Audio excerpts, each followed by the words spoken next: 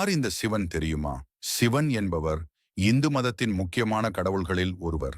அவர் அழித்தல், உருமாற்றம் மற்றும் பாதுகாப்பின் கடவுளாக கருதப்படுகிறார்.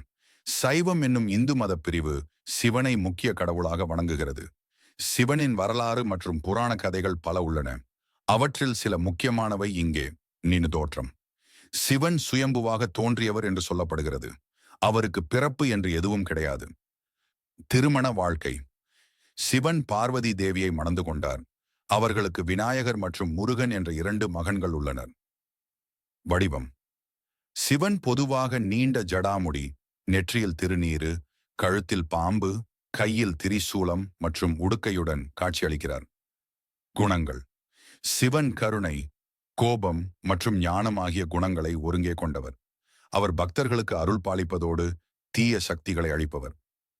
வழிபாடு. சிவனை லிங்க வடிவில் வழிபடுவது வழக்கம். திங்கள்கிழமை சிவனுக்கு உகந்த நாளாக கருதப்படுகிறது. சிவன் பற்றிய மேலும் பல கதைகள் மற்றும் தகவல்கள் புராணங்களில் உள்ளன. நீங்கள் குறிப்பிட்ட ஏதாவது ஒரு விஷயத்தை பற்றி தெரிந்து கொள்ள விரும்பினால் சேனலை சப்ஸ்கிரைப் பண்ணுங்க.